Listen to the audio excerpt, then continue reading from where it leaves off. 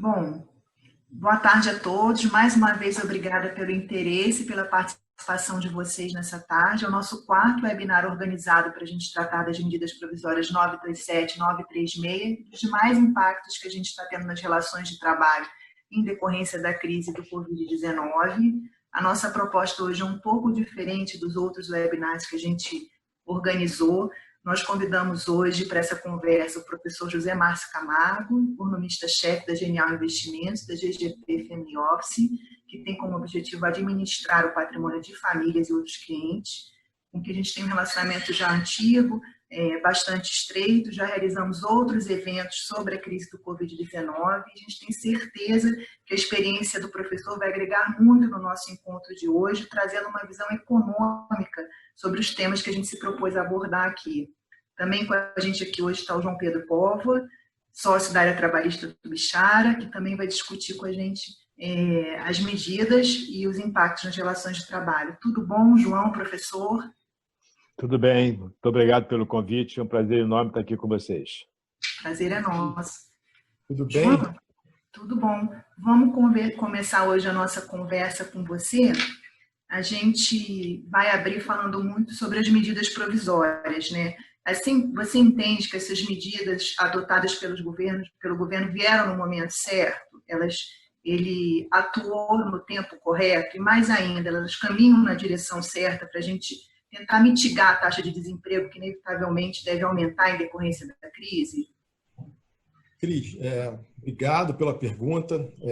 Aproveito também para agradecer muito a presença do professor Zé Márcio Camargo, é uma referência no assunto mercado de trabalho, atua há muitos anos tratando disso, e a gente teve a oportunidade, há uns 15 dias atrás, né, professor, bater um papo muito semelhante a esse, e é curioso como há 15 dias atrás a gente já prenunciava que algumas coisas iriam acontecer, né? Eu lembro que a gente conversando sobre a possibilidade de vir uma liminar indeferindo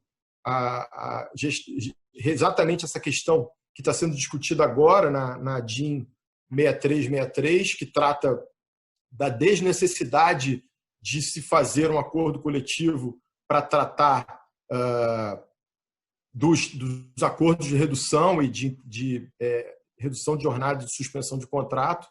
Então, assim, a gente já esperava que isso fosse acontecer, né? Mas acho que nesse primeiro momento, acho que seria legal, né, Cris, a gente fazer um pouco um apanhado do que a gente teve até agora, né? Então, assim, no meio de março, logo que começaram a surgir os primeiros casos, o governo editou a medida provisória 927, já é tanto número, né?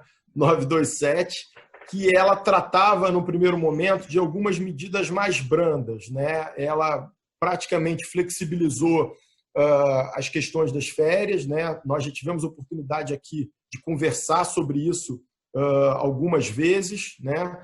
A ideia nessa primeira medida provisória, acredito eu que o governo não tinha ainda a proporção de que tudo que ia acontecer nos dias seguintes. Então, o governo achou por bem flexibilizar o período de aviso de férias, né? Houve um tratamento rápido em relação ao teletrabalho, permitindo que as empresas não mais necessitassem da concordância do empregado para colocar esse profissional em casa, trabalhando de forma remota, desde que ela se comprometesse a dar infraestrutura para esses profissionais trabalharem, né? Houve também a questão das mudanças nas antecipações dos avisos de férias individuais e a postergação do pagamento de 1/3 e do próprio valor das férias, o 1/3 ficando para pagamento até dezembro, junto do 13º salário, e o próprio pagamento do mês das férias sendo possível que ocorra até o 5º dia do mês subsequente ao seu início de gozo, né? Também trouxe uma novidade interessante, que é relacionada à antecipação dos feriados, né? Ou seja, os feriados não religiosos podem ser antecipados pelo empregador, né? E aí, quando chegar lá na frente, na época, por exemplo, de um feriado de 7 de setembro, o trabalhador deveria trabalhar porque ele já compensou nesse momento o gozo, né? Também criou um banco de horas especial que pode ser utilizado em até 18 meses após o final da pandemia, do estado de calamidade que está previsto até 31 de dezembro. Com isso, a possibilidade de se ter um período de possibilidade de compensação ficou muito maior. E, nesse primeiro momento, eram essas medidas. Houve também, naquele momento, uma possibilidade de um layoff, né? Um layoff que foi logo em seguida rechaçado pelo presidente Bolsonaro, e a MP 928 cancelou, excluiu essa possibilidade. E 15 dias depois, com a chegada impactante da pandemia, já de uma forma muito mais grave, muito mais impactante junto da sociedade, houve a MP 936, que trouxe a possibilidade de redução de jornada e salário ou suspensão de contratos de trabalho, e nesse momento o governo entrou ajudando através do benefício emergencial de preservação do emprego e da renda. Assim, respondendo objetivamente a sua pergunta, são muitas medidas, né? Ao longo do dia, hoje, do nosso bate-papo, a gente vai tratar um pouco delas.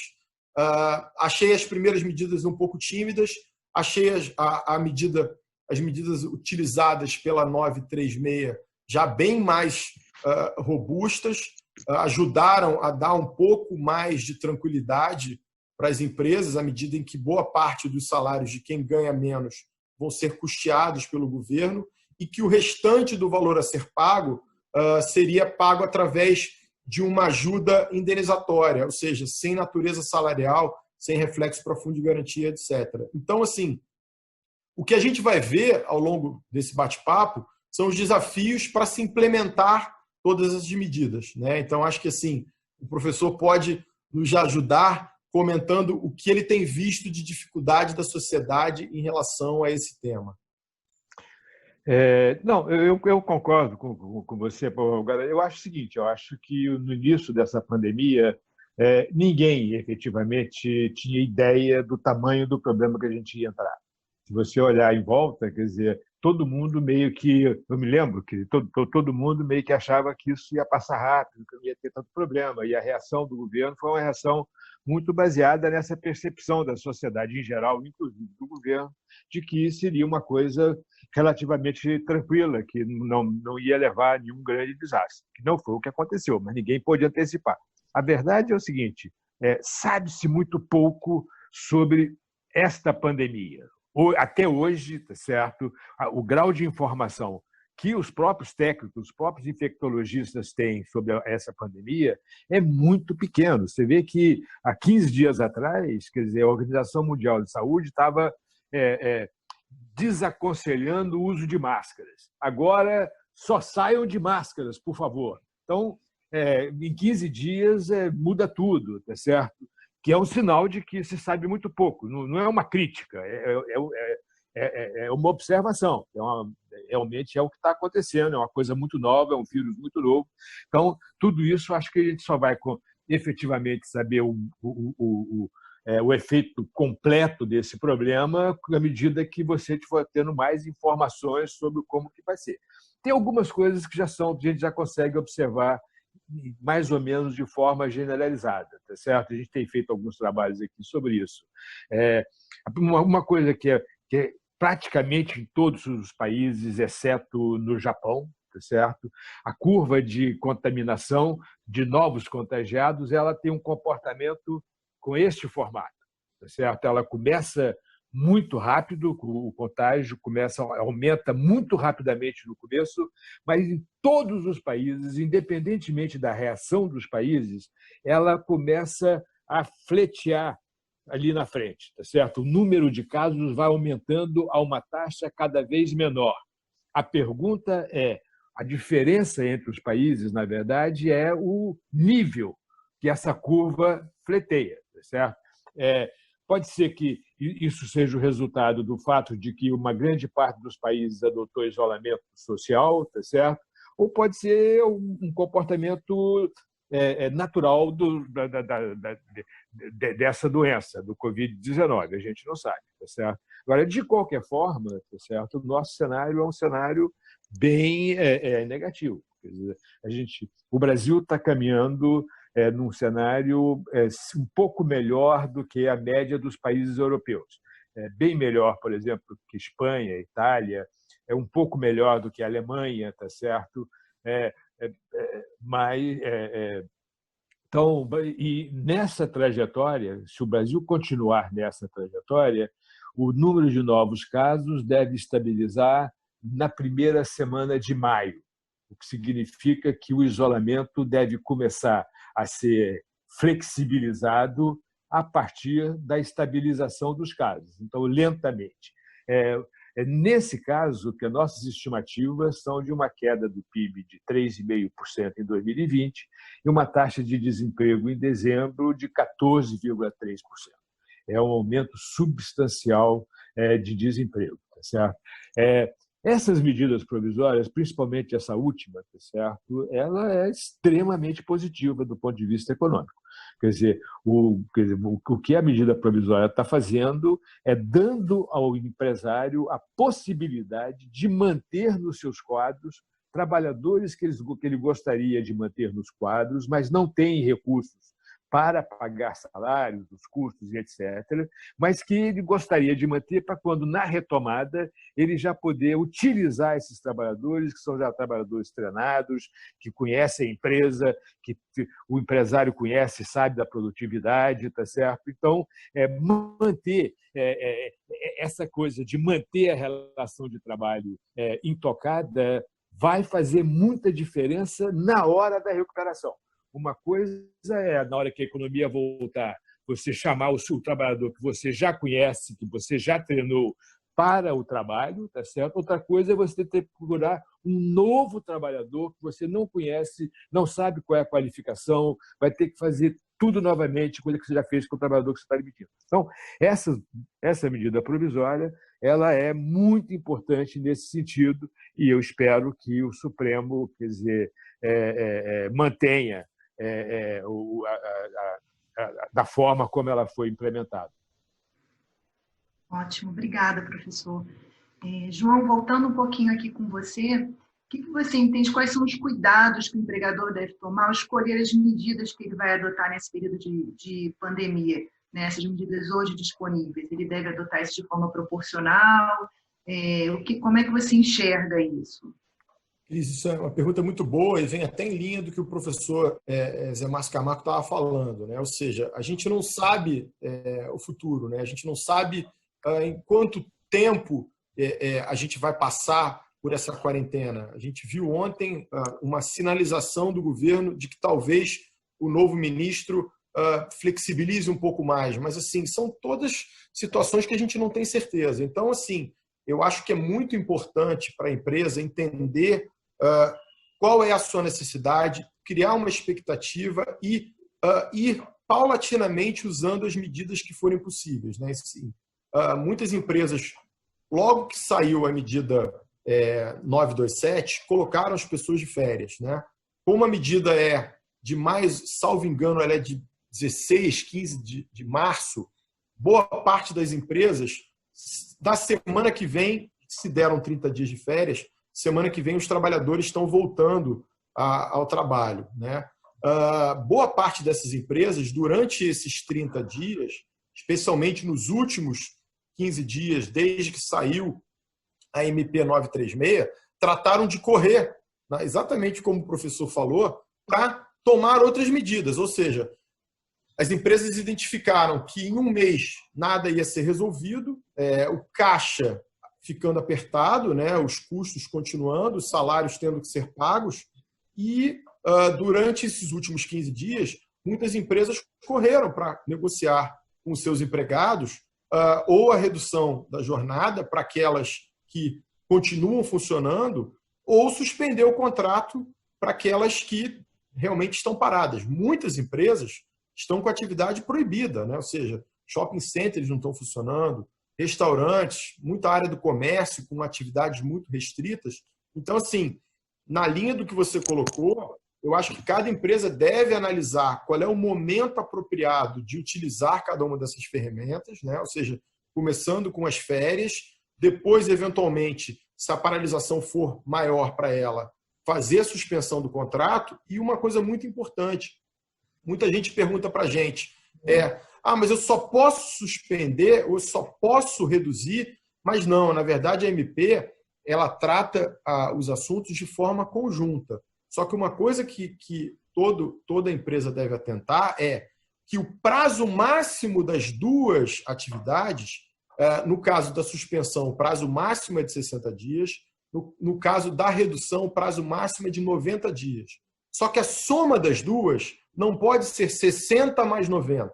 Né? Ou seja, a MP ela é muito clara em dizer que se você optou pela suspensão, você pode fazer a suspensão por 60 dias e após o término dessa suspensão, você pode sim implementar a redução, mas aí só por 30 dias. Então não seriam 60 mais 90. Né? Algumas pessoas estavam entendendo que eram cumulativas. Na verdade, o prazo máximo de permissão de utilizar essa ferramenta é de 90 dias. Então, a empresa pode reduzir por 30 dias, depois suspender por 60, desde que a soma dos dois instrumentos não ultrapasse 90 dias. Então, assim, muitas empresas estão fazendo a suspensão agora, nesse momento. Né?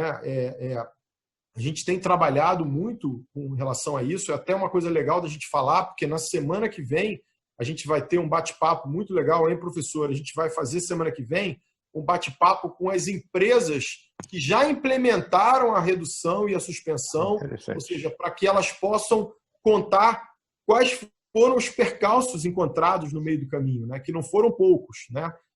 E ao longo dessa semana agora, acredito que várias empresas vão continuar negociando com os sindicatos, negociando com seus empregados. Né? Então, assim, a gente ainda tem um longo trabalho pela frente até que tudo se estabilize e volte a ter um mínimo de normalidade, né? Porque, como o senhor falou, a retomada não vai ser imediata, né? Então, assim, eu acho até que a Cris tem uma pergunta em relação a essa questão da retomada, né, Cris? Sim. E até para o professor mesmo, né? Assim, considerando que a gente está numa crise não antes vista, né, sem fronteiras, como é que essa retomada vai se dar? Como é que vai estar o empregado, o empregador, a população nesse momento de volta da economia, né? Será que isso vai empurrar para a gente, nas relações de trabalho, para uma maior automação?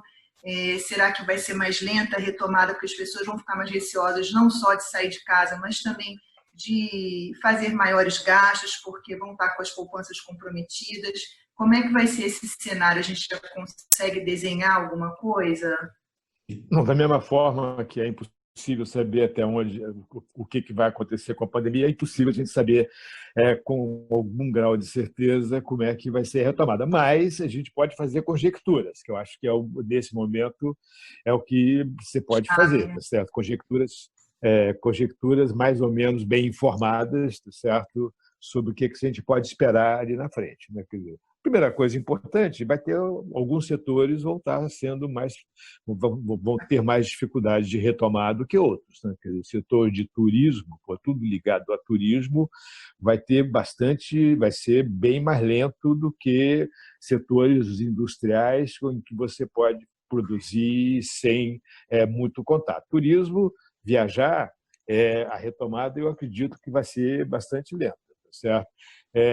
A outra coisa que eu acho que é importante é essa questão que você falou. As pessoas vão estar mais cuidadosas agora porque gastaram uma parte da sua poupança, porque tem o medo do futuro, aumentou o medo do futuro, tá certo? Esse tipo de coisa. Eu tenho falado uma coisa que novamente, conjectura, mas eu acho que é o que a gente tem para dizer. Provavelmente, eu não sei se vocês leram, quer dizer, o último livro do Rui Castro, o Metrópole à Beira-Mar. que trata da história do Rio de Janeiro na década de 20 do século passado, certo? Dos anos 20 do século passado. O Rio, era o que era o Rio de Janeiro, principalmente a cultura, esse tipo de coisa, na década de 20 do século passado, tá certo? E o primeiro capítulo do livro, ele fala da gripe espanhola de 1918. O primeiro capítulo é dedicado aos efeitos da gripe espanhola de 1918 na cidade do Rio de Janeiro. A gripe espanhola é uma coisa parecida com o que está acontecendo agora, né? Quer dizer, a gripe espanhola matou entre 50 e 70 milhões de pessoas no mundo. O mundo tinha 1,5 bilhão de pessoas, ou seja, matou 3% da população mundial, entre 3% e 4% da população mundial. Isso significa o seguinte: se essa Covid for CIM-19, for similar à gripe espanhola, então vai ter 240 milhões de mortes, porque são 8 bilhões de habitantes, entre 240 e 300 milhões de mortes, que é uma coisa impressionante. Mas isso dá uma ideia do que foi a gripe espanhola. E a gripe espanhola pegou muito o Rio de Janeiro, tá certo? Tive muitas mortes, o presidente da República morreu, né? Quer dizer, então, só para a gente ter uma ideia da gravidade do problema. Muito bem, dado isso, eu costumo dizer para os meus alunos, eu sou professor do Departamento de Economia da PUC, eu costumo dizer para os meus alunos que as pessoas poupam, que poupar é uma coisa muito chata. O bom é consumir, é comprar um carro, é comprar uma roupa, é estar aí, viajar, se divertir, isso é que é o bom, o prazer da vida, tá certo? Pegar o dinheiro, colocar no banco, por que você quer deixar o dinheiro no banco? Eu costumo dizer para os meus alunos que, em geral, você poupa, deixa o dinheiro no banco, porque você tem medo do futuro. Você não sabe se você vai ficar doente e se você vai ter dinheiro para pagar o hospital. Você não sabe se você vai ter um acidente e vai precisar de dinheiro para pagar o médico. Quando você perder a sua capacidade de trabalho, você não vai conseguir gerar muita renda. Consequentemente, você vai ter que viver da poupança que você fez para manter o seu padrão de vida, tá certo? Então, tudo isso são medos, diferentes tipos de medo, tá certo? Dado isso, você deveria esperar, como você disse, que uma pandemia como essa deveria fazer com que as pessoas saíssem da pandemia mais cuidadosas, consumindo menos. No entanto, a década de 20 do século passado no mundo foi uma década extremamente fértil em termos de cultura, lazer, música, entertainment, de modo geral. Ou seja, as pessoas saíram da pandemia... Fome de viver, né? Exatamente. Por alguma razão, eles saíram da pandemia dizendo está na hora de viver. E aí, hoje, dando aula, curiosamente, tá certo? Estava dando aula exatamente sobre isso, tá certo? Sobre essa coisa da poupança, e um aluno, aula remota, e o aluno lá me chamou a atenção para um fato importante. Quando você tem uma pandemia como essa, tá certo? Quando aparece um evento como esse, diminui a vida média das pessoas. Ou seja, é um evento que, na verdade, está fazendo com que cria-se a possibilidade de que possa acontecer alguma coisa que vai cortar a sua vida antes do que você esperava, tá certo? Vai te matar antes do que você esperava. Isso significa o seguinte: a pessoa que achava que ia viver 100 anos, depois de uma boa de 120, ela ia ter uma pandemia dessa e fala, puxa vida, e se tiver outra? Eu posso viver, em vez de 120 anos, eu posso viver 70. E agora eu já tenho poupança para viver aposentado mais 10 anos. Para que eu vou poupar mais? Tá certo? Então, é um efeito contrário ao efeito de ter uma saída mais lenta. Em suma, nós não sabemos, tá certo? Nós não sabemos.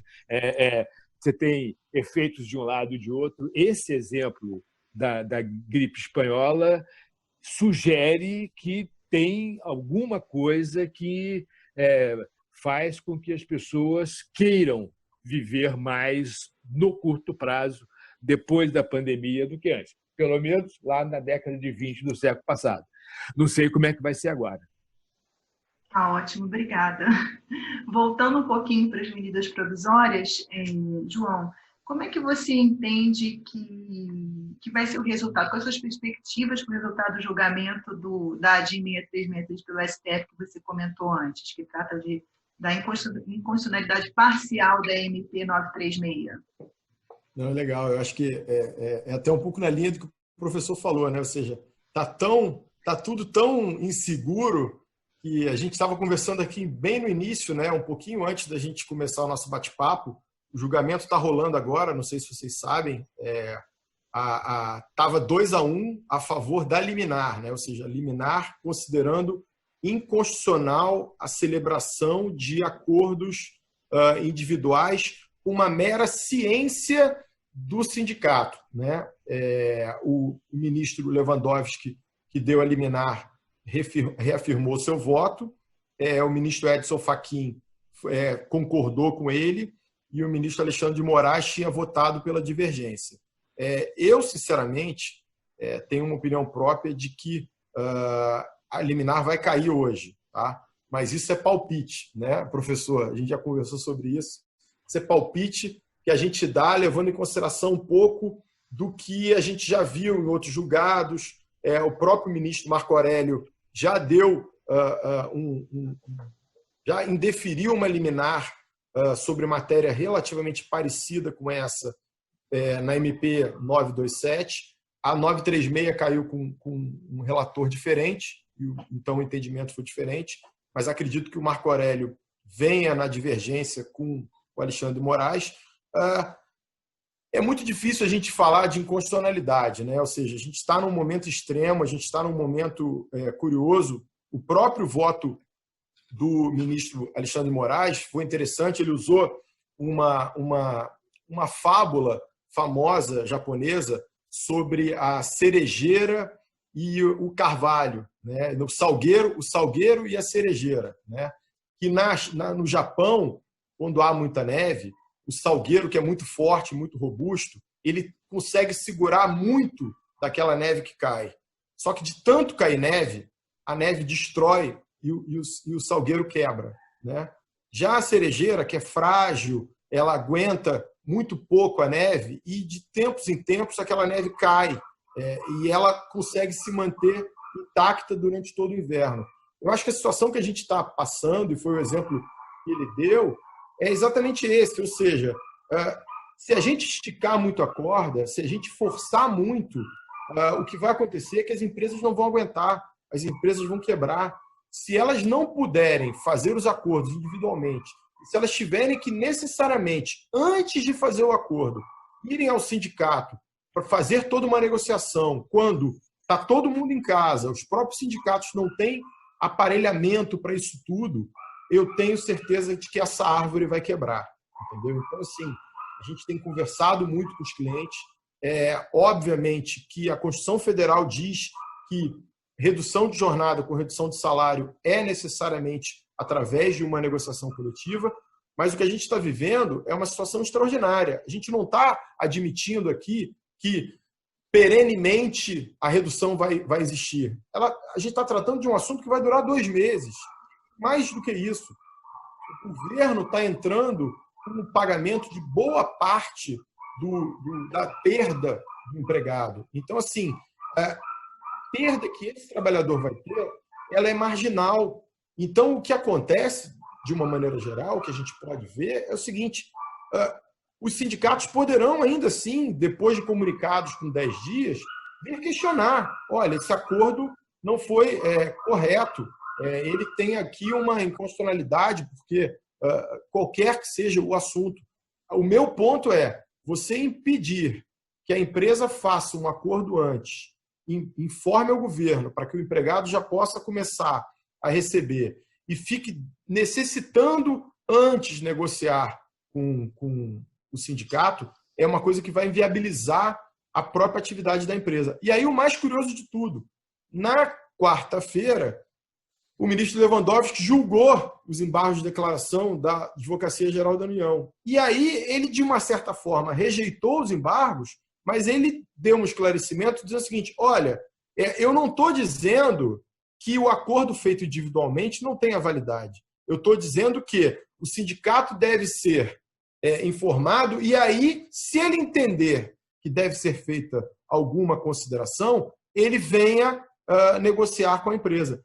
Mas veja, aquela liminar que saiu no início de abril não falava isso. Ela falava que necessariamente tinha que haver a negociação coletiva anterior à assinatura dos acordos individuais. Então, assim, a verdade é que é uma confusão tremenda. A gente tem, de uma maneira geral, seguido com os acordos, porque eu acho que se a empresa não aguentar e ela quebrar, aí sim que os empregados vão estar na rua e não vão ter mais salário, não vai ter mais emprego, não vai ter mais nada. Então, assim, um momento extremo requer uma medida extrema, como foi essa da medida provisória. Eu acho esse é um ponto fundamental. Quer dizer, é uma forma de preservar emprego. É uma forma de preservar, não é nem de preservar emprego, na minha avaliação, é uma forma de preservar a relação de trabalho, a relação entre o empregador e o trabalhador, ainda que não seja de emprego, porque quando você suspende o contrato, não tem uma relação de emprego, mas você tem uma relação de trabalho, que é uma relação que vai persistir e que vai ser retomada como relação de emprego na hora que a empresa começar a voltar e puder produzir. Tá certo? Esse eu acho que é um ponto muito importante, e que vai facilitar a retomada. Esse é um ponto muito importante. É um senso de comprometimento das duas partes, né? Que eles passaram juntos por esse período, e aí o empregado vai voltar também com outra perspectiva, com outra, dando mais valor àquele empregador. Eu vejo dessa forma também. Certamente, quer dizer, vai ser exatamente esse o ponto. Vai ser uma relação muito mais próxima, de muito mais cooperação do que antes, porque agora se já teve um episódio e já mostrou que é uma relação mais ou menos de longo prazo, né? Esse que é o problema. Um dos grandes problemas no Brasil é você conseguir mostrar para o seu trabalhador que a sua relação com ele é uma relação de longo prazo. Isso no Brasil é extremamente difícil, porque as relações de trabalho são muito curtas, em média, certo? Então, o empregador tem sempre, quando ele quer, e nem sempre ele quer, não estou culpando o trabalhador nem o empregador, estou verificando um fato. Quando o empregador quer, tá certo, ele tem uma grande dificuldade de sinalizar para o trabalhador que a relação dele que essa relação de trabalho é uma relação mais estável, de mais longo prazo. Na primeira chance, o trabalhador sai para ir para outra empresa. Por quê? Porque é assim. Essa é a lógica da relação de trabalho no Brasil. Não tem nenhuma culpa, é a lógica da relação de trabalho.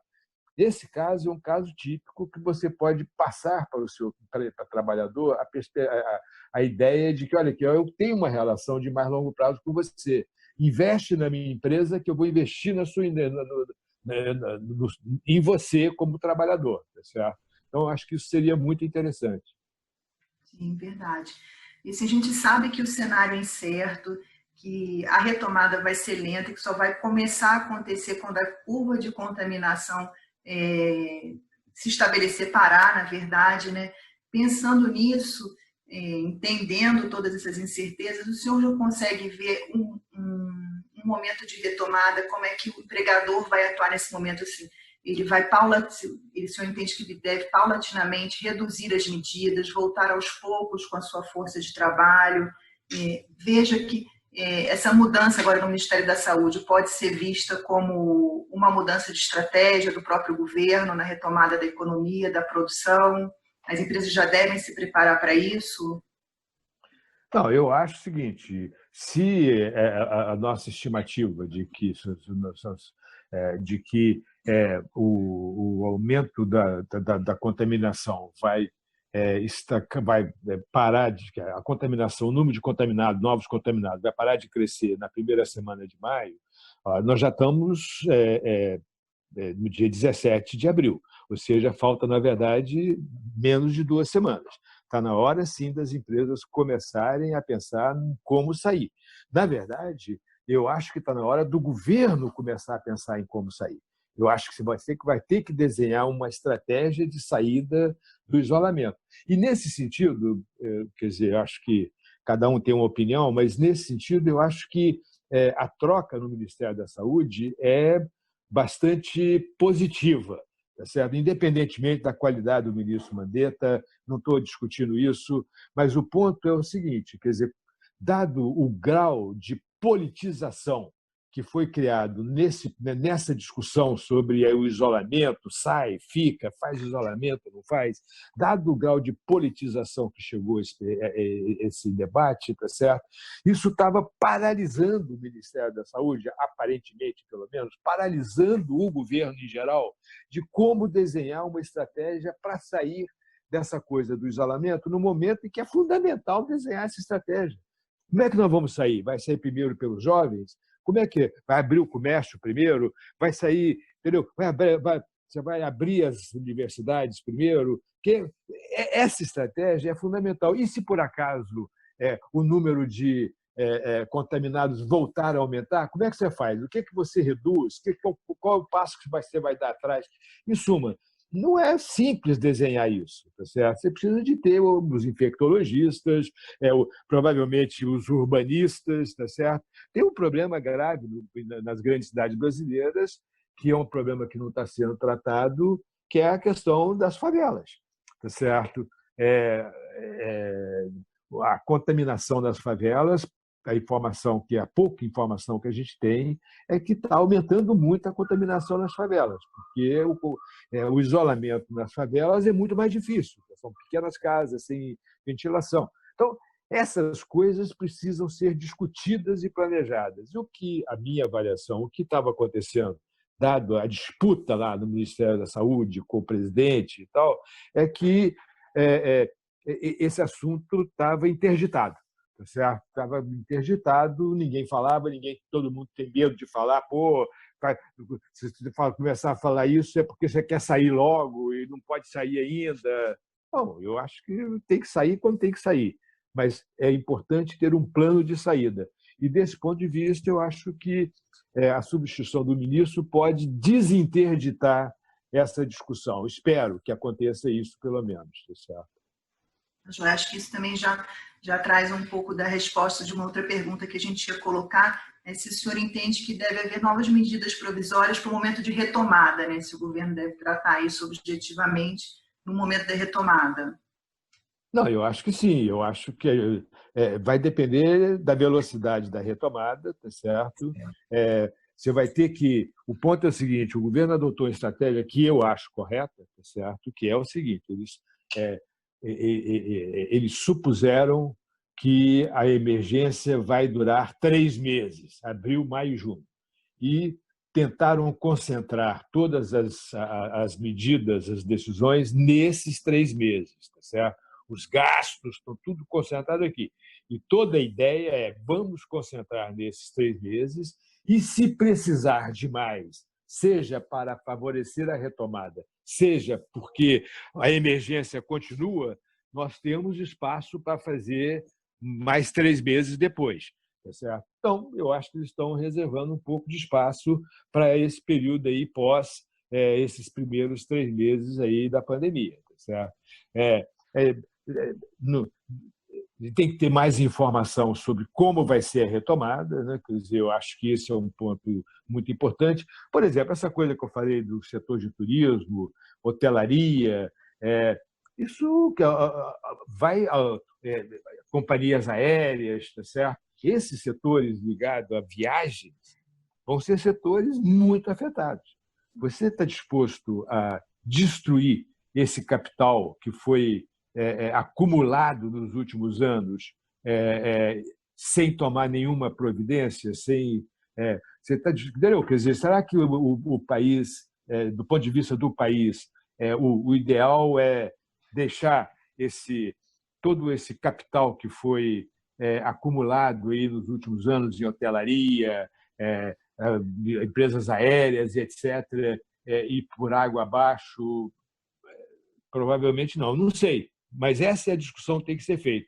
Se você vai salvar uma empresa, como? Por quê? O que está acontecendo? Que setor é esse? Qual foi o efeito? Como é que está retomando? Então, essas coisas são complicadas, tá certo? Imagina, o Copacabana Palace se fechou pela primeira vez em quase um século, certo? E se não conseguir voltar? Né? O Rio de Janeiro está disposto a abrir mão desse capital,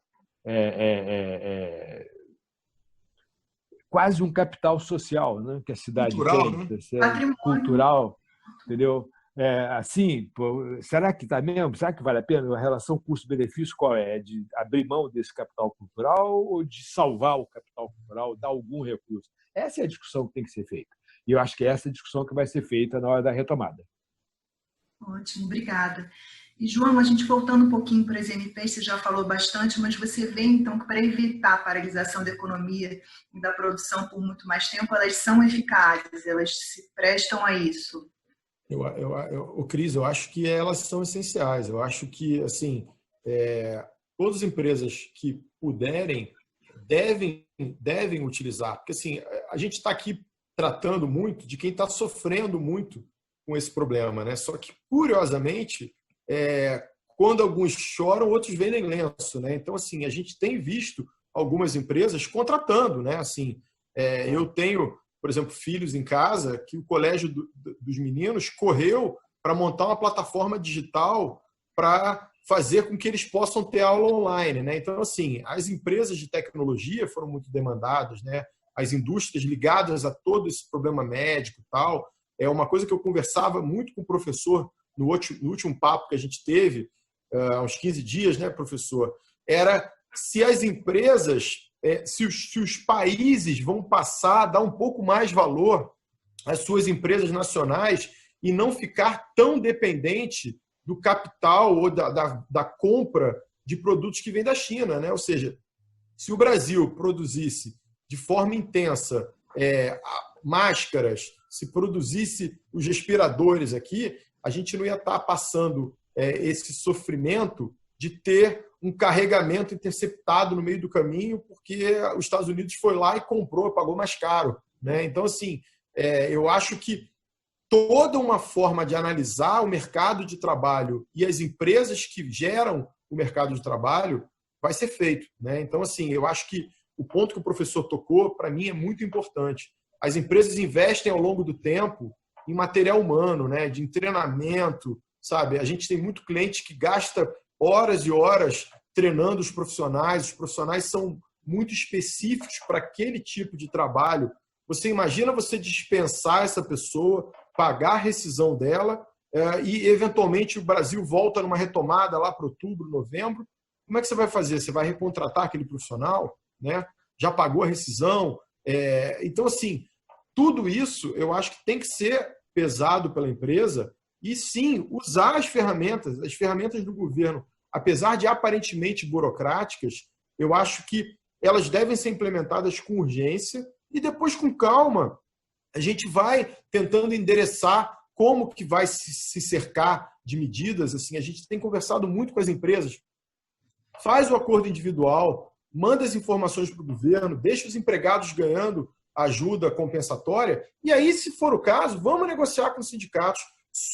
Professor, surpreendentemente, eu tenho visto a grande maioria dos sindicatos com boa vontade. Sindicatos que tradicionalmente criam problemas, sindicatos que tradicionalmente discordam amplamente de tudo que está sendo conversado com as empresas, eles surpreendentemente estão fazendo acordos e convenções coletivas. Para vocês terem uma ideia, o Sindicato de Comerciários aqui do Rio de Janeiro, em 7 de abril, já fez uma convenção coletiva permitindo a negociação das empresas. Ou seja, claro, havia uma demanda, havia uma preocupação daquele sindicalista, porque todo o comércio está fechado, salvo supermercados e farmácias, está tudo fechado. Então, assim, qual é a medida que as empresas iam adotar? Elas iam demitir, né? Então, assim, o sindicato teve bom senso de buscar e se antecipar até mesmo as empresas, antes delas irem buscar uma negociação, ele fez uma convenção coletiva autorizando.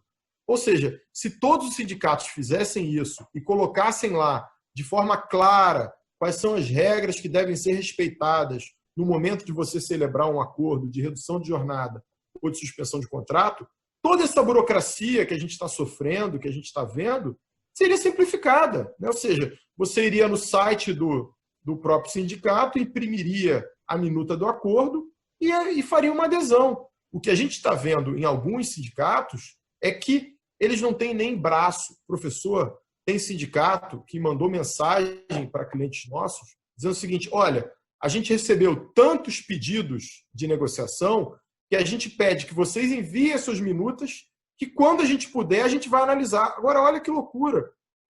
Qual a segurança jurídica que você vai ter de mandar um acordo para o sindicato? Hoje ele não fala nada, teoricamente ele teria um prazo de 4 dias, né, pelo artigo 617 da CLT, teria 4 dias para se manifestar, mas ele está dizendo o seguinte: olha, eu não tenho como me manifestar em 4 dias. Né? Então, assim, e aí, está validado? Eu entendo que sim. Eu entendo que esse acordo está validado. Só que, o que lá no futuro vai acontecer? O sindicato vai dizer: não, peraí, eu disse que eu não tinha como analisar em 4 dias, mas eu não disse que concordava. Então, assim, muitas coisas a gente vai ver pela frente. Então, na medida do possível, o ideal é ter uma chancela sindical, mas eu não perderia a oportunidade, Cris, de fazer esse acordo. Por quê? Porque, eventualmente, o que a empresa vai ter que pagar é a diferença do que o governo pagou para o que ela teria que ter pago. Então, assim, e o que ela teria que ter pago, se a gente está tratando de uma ajuda compensatória, essa ajuda compensatória tem natureza indenizatória. Então, assim, a diferença nunca será muito grande. Claro, a pessoa ganha 40 mil reais, o governo vai ajudar com 1.823, nesse caso a diferença vai ser muito grande. Mas aí a gente está tratando de um hipersuficiente. E, teoricamente, já pela nova legislação, já poderia negociar diretamente com o empregador. Então, assim, a massa salarial que, entre aspas, poderá dar algum problema são aquelas pessoas que ganham entre 300 e pouco e 12.200 reais. É uma massa muito grande? Mas o professor depois pode confirmar. A grande maioria dos brasileiros ganha até 3 mil reais. Então, assim, a gente tem que simplificar, né? Porque se a gente não simplificar, o que vai acontecer é que as empresas vão quebrar antes da gente conseguir implementar um acordo com o sindicato. Paulo, você chamou a atenção para uma coisa aí que eu acho que é super importante, que eu tenho discutido muito, que é nessa coisa da retomada, como que o mundo vai retomar. A Cristina me perguntou como é que vai ser a retomada, eu falei muito sobre o Brasil e tal, falei sobre essa coisa da gripe espanhola, sabe? Mas tem uma coisa que eu acho que é super importante, que é um pouco na linha do que o Paulo falou aí, que é o seguinte: o processo de globalização que nós vivemos nos últimos 40 anos vai sofrer uma reversão super importante. Essa coisa de concentrar a produção industrial. Hoje, nos últimos 40 anos, a produção industrial do mundo foi praticamente quase toda deslocada para a Ásia, principalmente para a China, tá certo? Que é um país muito grande, com 1,5 bilhão de habitantes. Então, uma grande parte da produção industrial, 40% a 50% da produção industrial do mundo hoje está na China, tá certo? Eu tenho certeza que vai ter uma desconcentração, que esse problema que vai ter uma tendência a desconcentrar a produção industrial da China e deslocar para outros países do mundo. Eu não sei se vocês sabem, o Japão acabou de aprovar o governo japonês acabou de aprovar uma lei que subsidia, tá certo? Empresas em geral, não só japonesas, subsidia empresas que quiserem sair da China e se instalar em outro país, não necessariamente no Japão e não necessariamente empresas japonesas, tá certo? Então, já está acontecendo. Exatamente porque você quer diminuir a dependência em relação à China. Isso significa o seguinte: nós vamos ter uma mudança, uma mudança no processo de globalização extremamente importante. Isso tem um lado negativo e um lado positivo. O lado negativo é que, se você começa, quer dizer, os países vão ficar mais protecionistas, vai diminuir o volume de comércio, isso vai gerar menos crescimento. O mundo vai crescer menos. Esse é um ponto importante, tá certo? Então, isso é um lado negativo, porque crescer menos é ruim, tá certo? Qual é o lado positivo? O lado positivo é que você vai ter mais segurança, tá certo? No funcionamento da economia mundial. Vai ser menos provável você ter episódios como o que a gente está vivendo hoje, tá certo? Então, mas eu acho que você vai ter uma mudança extremamente importante nesse processo de globalização em direção a países muito mais fechados do que a gente estava tendo no passado. Aquela ideia de que o mundo vai ficar aberto, tudo sem fronteiras, a ideia do mundo sem fronteiras acabou, tá certo? Realmente é o contrário. A tendência agora é caminhar de volta na outra direção, tá certo? Obrigada. João, como é que você acha, você avalia que vai ser nessa retomada da produção, tudo as relações de trabalho, elas vão ser empurradas para já tão comentada transformação digital, né, que foi quase que imposta imediatamente pela crise? Você acha que essa é uma realidade? A automação também vai aumentar? Cris, eu acho que vai ter uma revolução muito grande, né? Eu acho que boa parte das empresas já se deram conta de que elas não precisam daquele espaço todo no espaço físico nas empresas. Eu acredito que vai ter um movimento muito grande, principalmente dos trabalhos que não demandam presença física, como as indústrias, etc. Boa parte dos serviços vão passar a ser feitos de casa.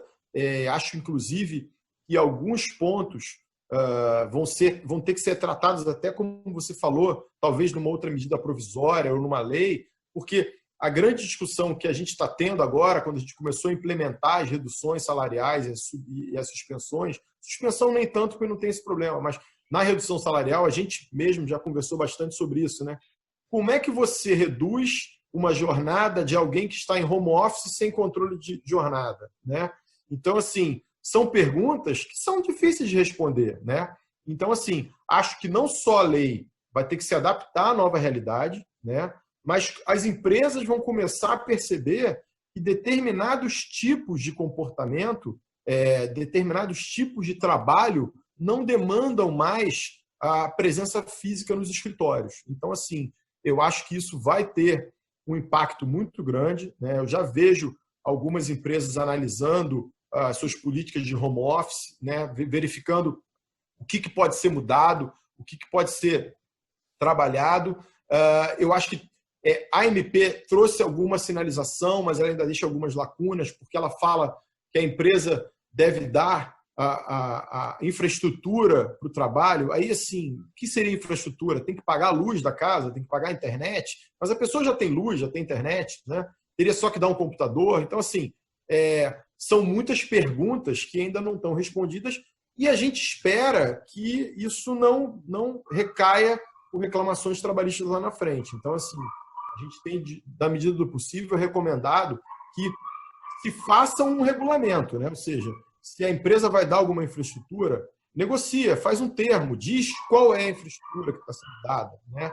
Essas cautelas, eu sei que o momento é muito confuso, mas a gente sempre tem pedido que as empresas tenham muito cuidado e muita cautela no momento de fazer essas implementações, para que lá na frente isso não desague em chuva de reclamações trabalhistas que possam vir a ter.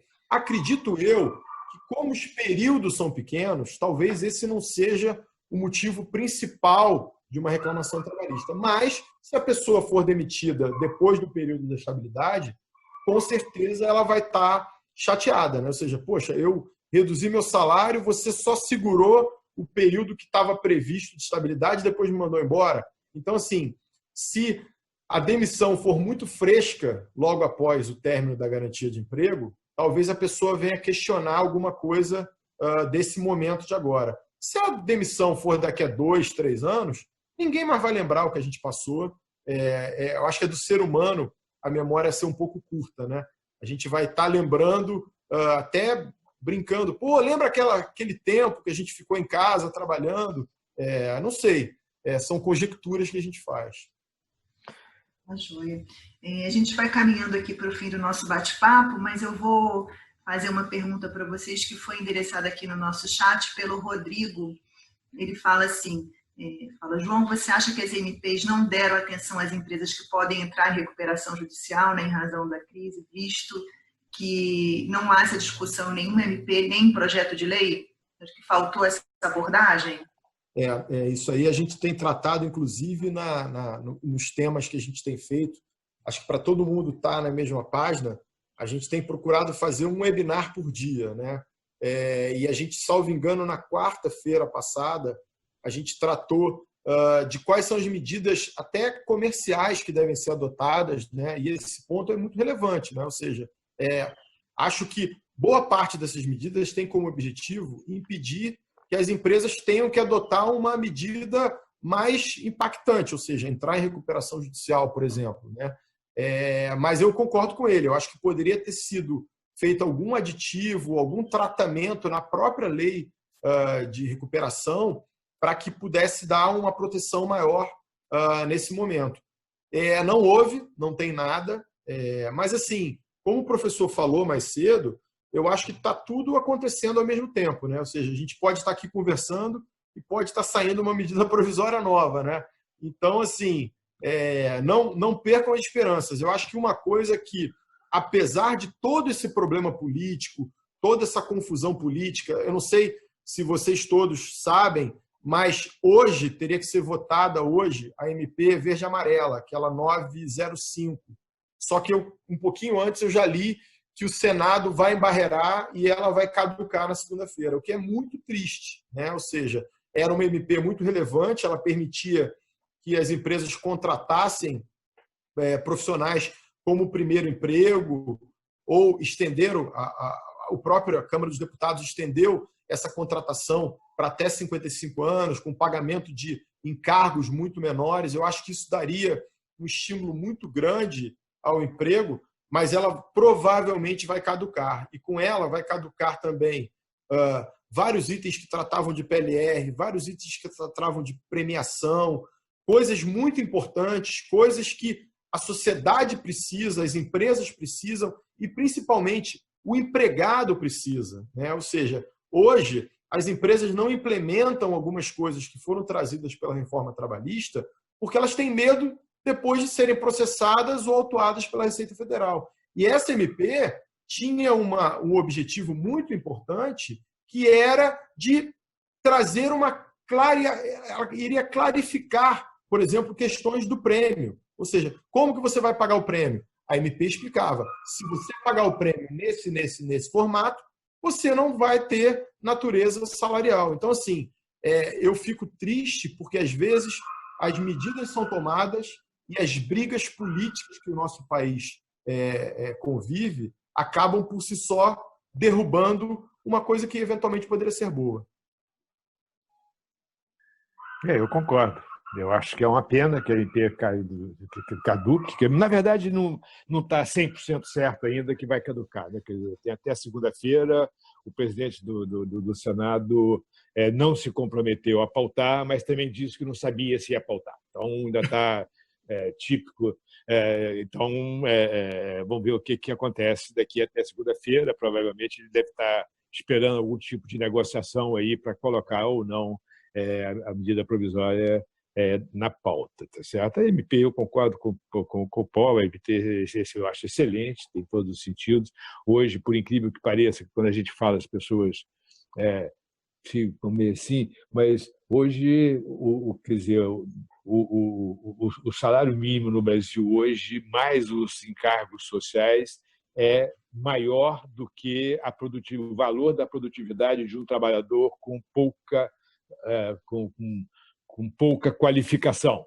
Isso significa que esse trabalhador nunca vai ser empregado formalmente porque o custo dele é maior do que o que ele produz. Então, o empresário não vai empregar o cara para ter prejuízo. Ele pode empregar informalmente para não pagar os encargos, mas o que essa medida provisória fazia era exatamente reduzir. Tá certo? Na verdade, tem um dado super interessante. Todos, não tem dos últimos 4 anos, você não teve nenhum emprego formal gerado para trabalhadores com menos de ensino médio e com 18 a 30 anos de idade, tá certo?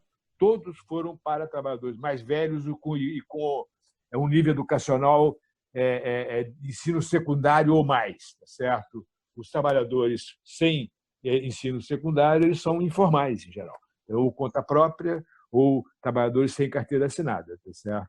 Então, essa medida provisória seria muito interessante se ela fosse aprovada. Agora, só para complementar a questão das relações de trabalho no futuro, eu acho o seguinte, cada vez acho mais, e acredito que essa crise vai intensificar isso. O futuro, a relação de trabalho do futuro no mundo vai ser por aplicativo. Vai acabar essa coisa da intermediação de mão de obra personalizada, entendeu? Você, de alguma forma, o cara vai fazer, ver e tal. Vai acabar isso, vai ser por aplicativo. Certo? O aplicativo ele coloca oferta e demanda por mão de obra juntos. Né? Você precisa de um pedreiro, vai lá no aplicativo e vê lá um pedreiro, contrata o cara vem, você avalia e ponto final. Você quer um automóvel? Vai lá no aplicativo, contrata o cara vem, você presta serviço para você e assim por diante. É muito importante aqui no Brasil e no mundo em geral, mas eu estou falando do Brasil, mas é muito importante regulamentar essa relação de trabalho como sendo uma relação comercial e não uma relação de trabalho, porque não é uma relação de trabalho. Quer dizer, o cara que está oferecendo o serviço paga para a empresa de aplicativo para aparecer lá. E o demandante do serviço paga também para a empresa de aplicativo para estar lá. Ou seja, os dois estão pagando para aparecerem na mesma página do aplicativo. Certo? Ou seja, o aplicativo em si não tem nenhuma relação comercial nem com um nem com o outro. Certo? Então, os dois caras estão se relacionando diretamente. Então, eu acho que isso é muito importante, regulamentar esta relação por aplicativo como uma relação comercial e não como uma relação de trabalho.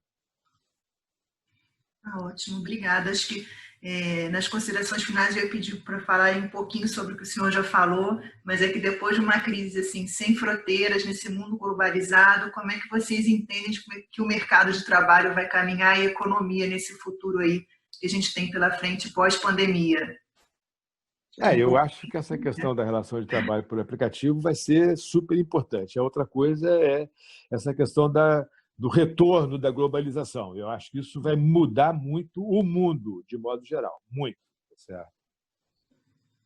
Eu vou aproveitar, concordo 100% com o professor, a gente está alinhado em muitas coisas e isso, principalmente, eu acho que essa questão dos aplicativos é o futuro. O trabalho à distância também é o futuro. Eu acho que tecnologia, eu brinco muito, falo com os meus filhos, olha, vocês têm que aprender porque tecnologia é tudo, entendeu? Ou seja, o futuro está nas máquinas, entendeu? A gente vai ter que saber colocar as máquinas para trabalhar para a gente, né? Então, eu queria aproveitar, Cris, esse último minutinho só para, primeiramente, agradecer muito a presença do professor. O professor é sempre uma cabeça brilhante no nosso mercado de economia, tem sempre uma visão muito interessante sobre tudo e é sempre um prazer estar conversando contigo.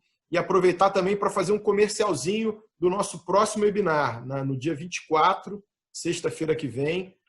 A gente vai tratar, professor, objetivamente de quais foram os desafios enfrentados por alguns clientes para que eles pudessem colocar de pé os seus acordos coletivos de redução de jornada, de suspensão de contrato, ou seja, como foi a negociação sindical, como foi o envio das informações para o governo, ou seja, boa parte dessa burocracia que a gente conversou hoje ao longo dessa tarde vai ser colocada em prática e eu não vou nem falar muito não, eu vou deixar que os próprios clientes contem como foi as experiências, quais foram as dores e quais foram as soluções que foram encontradas para superar esse enorme desafio que é colocar isso tudo rodando em pouco espaço de tempo, né? Porque a gente não pode esperar, porque o mês vai vencendo e os salários têm que ser pagos, né? Então, assim, muita gente teve que operacionalizar toda essa operação durante as férias dos empregados, né? Então, assim, é muita coisa e eu acho que é um papo interessante e já convido o senhor a assistir aí com a gente na próxima semana, tá bom? Vai ser ótimo. Muito obrigado pelo convite. Muito obrigado pelo convite de estar aqui também. Legal, obrigado. Obrigada, também agradeço a todos os participantes, ao professor, ao João, foi uma tarde muito enriquecedora. Também quero dizer que depois o Marketing vai colocar no nosso chat o link para o nosso e-book que está na nossa página do escritório e também os nossos e-mails para qualquer outra dúvida adicional que vocês tenham. E nos vemos no dia 24, né, João? Maravilha. Professor, muito obrigado. Obrigado a todos, tá? Muito obrigado. Um abraço.